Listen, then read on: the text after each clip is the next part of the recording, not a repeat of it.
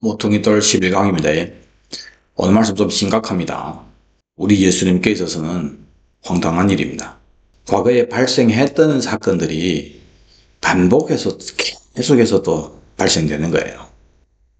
여러분 생각해보세요. 예수님을 위해서 창조한 거 맞죠? 여러분들 아멘이시죠? 또 창조할 때 예수님을 모퉁이돌로 세우셨죠? 그래서 모퉁이돌이신 예수님을 통해서 지으려고 했던 그 건물이 무엇이냐? 아버지께 드릴 나라란 말이에요. 그래서 그것을 건축으로 표현을 합니다. 근데 이 나라는 예수님 안에는 생명으로 창조한 사람들로 구성된 나라예요. 그래서 이 아버지께 드릴 나라를 이룰 수 있는 그 모든 조건들이 6일 동안 다 창조가 된 거죠. 근데 글쎄 그 나라의 주요 인물인 인간이 마귀 속임수에 넘어가서 여기에서 내가 하나님처럼 되어서 선악의 기준이 내가 된다. 마귀가 했던 그 죄를 똑같이 범했잖아요. 그래서 온 세상이 악한 자에게 넘어가고 모든 사람이 죄를 범하였음에 하나님의 영광이 이르지 못했다. 예수님이 아버지께 드릴 최고의 영광, 이 창조된 여기서 발생해야 되는데 생육하고 번성하기도 전에 범죄해서 마귀에게 다 넘어갔기 때문에 영광에 이르지 못한 거예요. 그것이 창조하자마자 발생한 사건이란 말이에요. 여러분들 우리 예수님 편에서는 이거 얼마나 기가 막힌 사건입니까? 예수님은 수도 없이 우리에게 인간에게 뒤통수 맞았어요. 그래서 마귀하고 인간하고 그냥 싹 지옥에 쳐놓고 그래서 속 시원하지 않을 건데 하나님은 아담을 내쫓으면서 여자의 후손을 약속하시죠. 그 여자의 후손을 믿었던 아담이 믿음의 고백으로 모든 산자의 엄이라고 하는 이름을 범죄하게 만든 아내에게 지어주죠. 그래서 아담은 여자의 후손인 메시아가 오기를 기다렸습니다. 그것을 믿었단 말이에요. 그래서 그때부터 이 세상에는 구원이라고 하는 단어가 존재하게 된 거예요.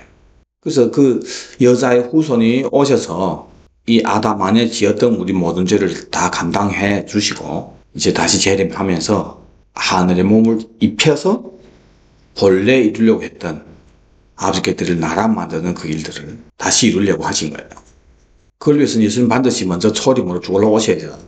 그래서 그 초림이 예수님을 맞이해라고 하나님께서 먼저 부른 사람들이 이스라엘 백성들이란 말이에요.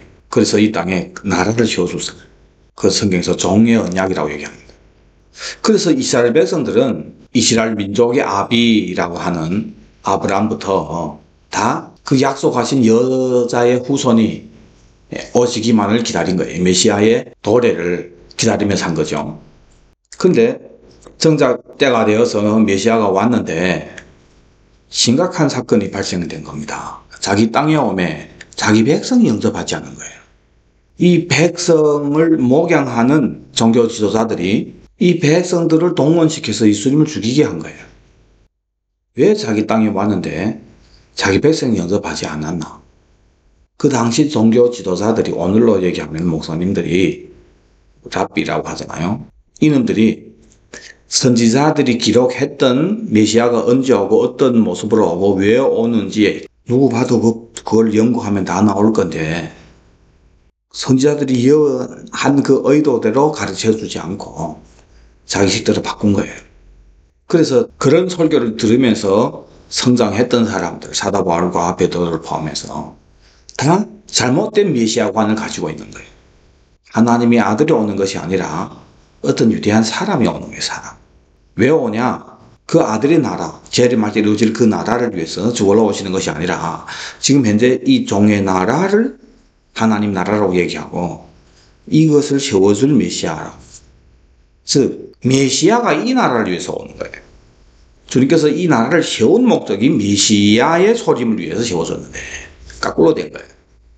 질문 드리겠습니다. 한번 생각해보세요. 이거 심각한 거예요. 카메라도 열받아가지고 이제 꺼졌네. 자, 이제 여러분 한번 생각해보세요. 그러면 예수님의 소림을 예언했던 선지자들이 그 선지자들이 어찌 보면 유대교의 창시자들이잖아요.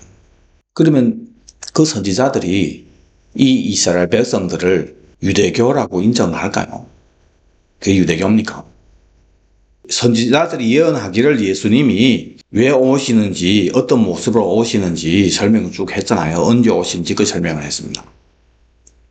그래서 그 선지자들을 존중한다고 하는 사람들이 선지자들이 얘기했던 그 메시아 말고 다른 메시아로 있지도 않는 메시아를, 허위 속이었던 메시아를 만들어서 이런 메시아가 온다고 가르쳤단 말이에요. 그래서 다들 그런 메시아 오기를 기다리고 있은 거예요. 그 진짜 메시아가 오니까 주겠단 말이에요. 그럼 그 사람들이 유대교 맞냐 말이에요. 유대교의 창시자들이 봤을 때 이 사람들은 뭡니까? 배교자들의 배교자, 이단이면 이단. 한둘이 이단인 것이 아니라 전체가 이단인 거예요.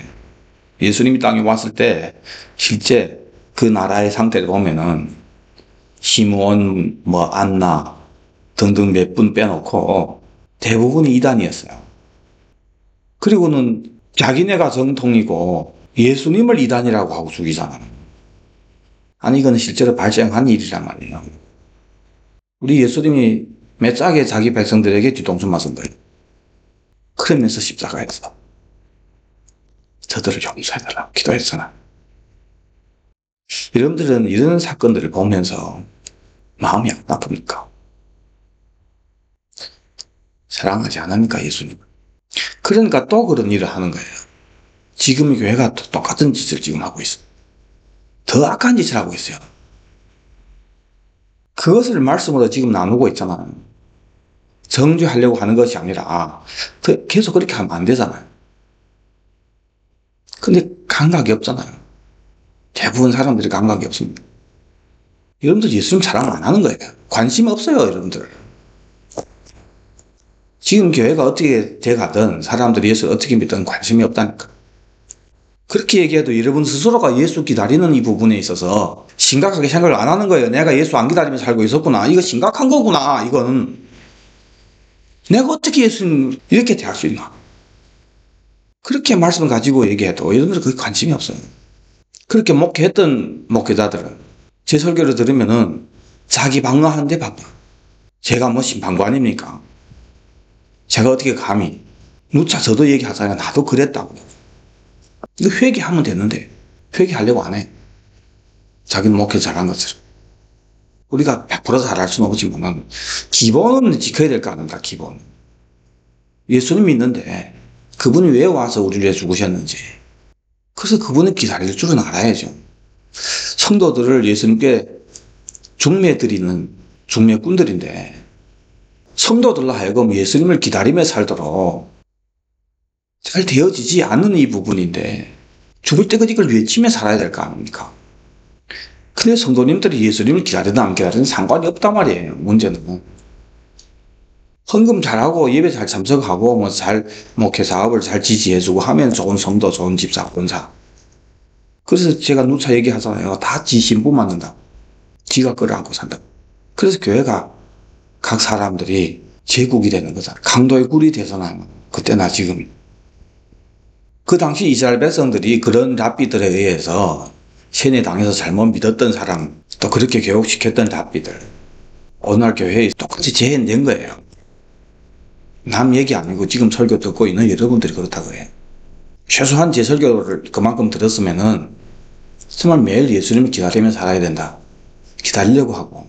이것만큼은 일단은 돼야 되잖아요. 들을 때만, 그리고 끝나고 없잖아요.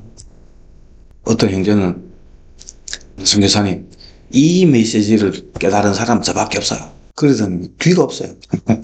그래서 혹시 그 형제님이 설교 들으면 성도님 보고 들으라고 얘기하는 겁니다.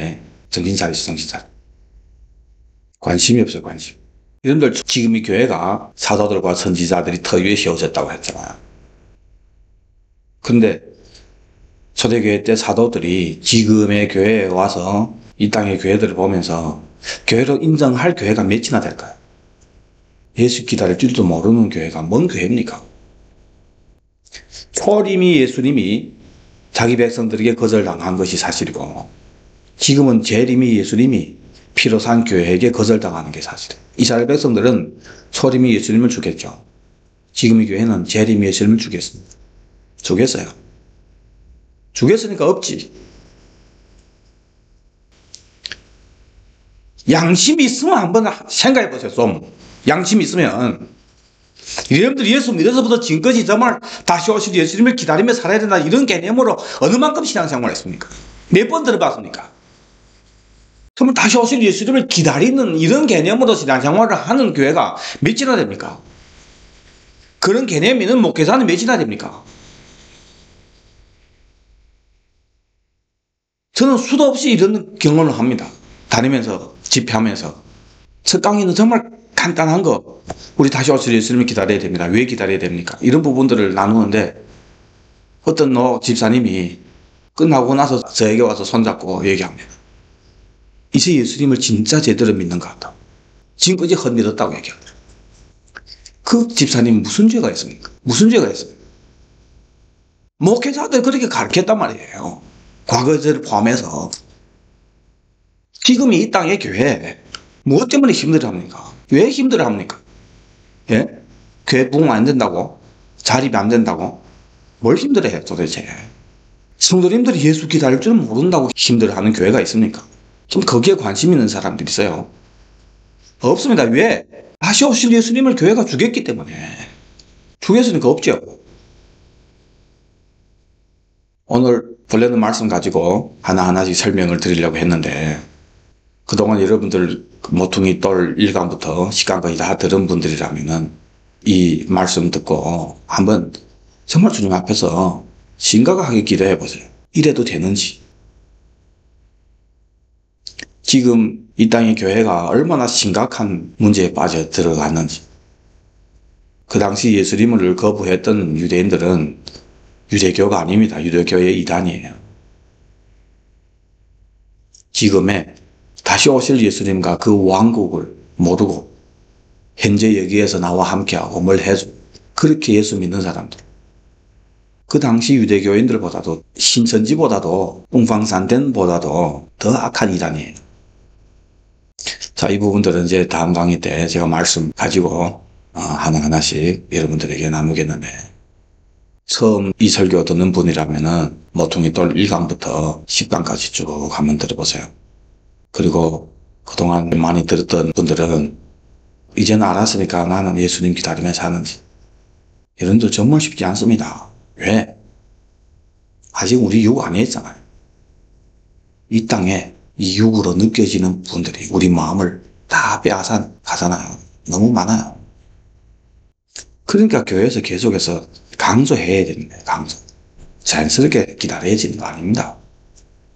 그리고 여러분들 정말 매일 깨어서 살고 싶다면은 제가 그 전에 방법도 가르쳤잖아요. 다른 사람들을 깨우면은 그만큼 여러분들이 더 깨어있게 됩니다. 여러분들이 다른 사람들을 깨우세요. 예수 기다려야 돼요. 예수 기다리며 살아야 돼요. 우리가 이 땅에서. 예수님이 언제 올지 모르지만은 신부가 신랑을 기다리며 사는 것은 우리 기본이요.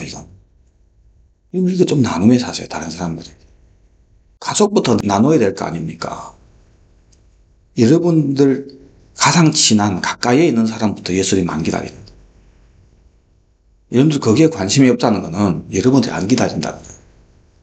여러분들 스스로가 다시 오실 예수님에 대해서 감각이 없다는 거예요.